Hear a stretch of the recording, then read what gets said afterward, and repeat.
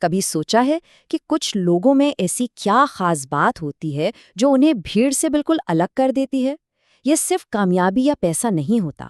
تو آج ہم بات کریں گے ان 10 گہری نشانیوں کی جو کسی بھی انسان کے حقیقی کردار اور اس کی اصل قدر کو ظاہر کرتی ہیں۔ تو اصل سوال یہی ہے کہ جب ہم کسی کی ویلیو یا قدر کی بات کرتے ہیں تو اس کا اصل مطلب کیا ہوتا ہے؟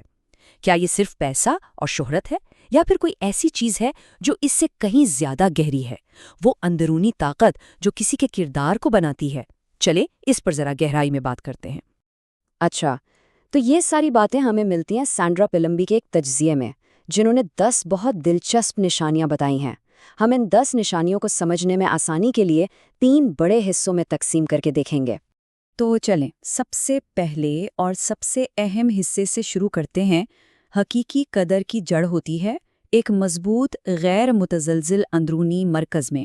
یہ وہ بنیاد ہے جسے باہر کی دنیا کا کوئی شور یا طوفان ہلا نہیں سکتا۔ اس میں ہم 4 بنیادی چیزوں پر نظر ڈالیں گے: خود کو گہرائی سے جاننا، اپنی توانائی کو محفوظ رکھنا، غلط چیزوں سے پیچھے ہٹنے کی ہمت، اور ناکامیوں کا سامنا کرنے کا طریقہ۔ سب سے پہلی اور سب سے اہم نشانی ہے خود آگاہی جو متزلزل نہ ہو، یعنی ایک انسان کو یہ پتا ہو کہ وہ کون ہے، اس کے اصول کیا ہیں اور اس کی منزل کیا ہے۔ اسے اپنے راستے کے لیے دوسروں کی منظوری کی ضرورت نہیں پڑتی۔ یہاں ایک اور بہت کمال کی بات ہے، جو ہائی ویلیو لوگ ہوتے ہیں نا، وہ اپنی انرجی کو ایک اثاثے کی طرح دیکھتے ہیں۔ وہ اسے فضول بحث، منفی لوگوں یا ایسی چیزوں پر ضائع نہیں کرتے جن سے کوئی فرق نہیں پڑتا۔ ان کی توجہ صرف ان چیزوں پر ہوتی ہے جو واقعی معنی رکھتی ہیں۔ اور یہ نشانی بہت زیادہ طاقت دکھاتی ہے، پیچھے ہٹنے کی ہمت۔ اگر کوئی موقع، کوئی رشتہ یا کوئی ڈیل ان کے اصولوں سے نہیں ملتی تو وہ اسے چھوڑنے سے ڈرتے نہیں ہیں۔ کیوں؟ کیونکہ ان کی اپنی قدر کسی ایک چیز سے جڑی نہیں ہوتی۔ اور ناکامیوں کا کیا؟ ایسے لوگ ٹوٹتے نہیں ہیں، بلکہ وہ اسے سیکھنے کا ایک موقع سمجھتے ہیں۔ اسے کہتے ہیں بلڈرز مائنڈ سیٹ، یعنی تعمیر کرنے والوں کی ذہنیت، جہاں ہر چیلنج، ہر ناکامی آگے بڑھنے کا ایک زینہ بن جاتی ہے۔ اچھا، تو یہ مضبوط اندرونی بنیاد صرف خیالات تک تو نہیں رہتی نا؟ اب دیکھتے ہیں کہ یہ روزمرہ کے کاموں اور بات چیت میں کیسے نظر آتی ہے، کیونکہ اصل قدر سوچنے میں نہیں، کرنے میں ہے۔ اس حصے میں ہم ان 3 کاموں پر بات کریں گے جو حقیقی قدر کو ظاہر کرتے ہیں۔ یہاں ایک بہت بڑا فرق ہے۔ بہت سے لوگ صرف مصروف نظر آتے ہیں، لیکن ایک اعلیٰ قدر والا شخص مقصد کے ساتھ آگے بڑھتا ہے۔ ان کا ہر قدم، ہر فیصلہ ایک بڑے مقصد کا حصہ ہوتا ہے۔ یہ بے مقصد بھاگ دوڑ نہیں، بلکہ ایک سوچا سمجھا سفر ہے۔ اور یہ ایک اور بہت بڑا فرق ہے۔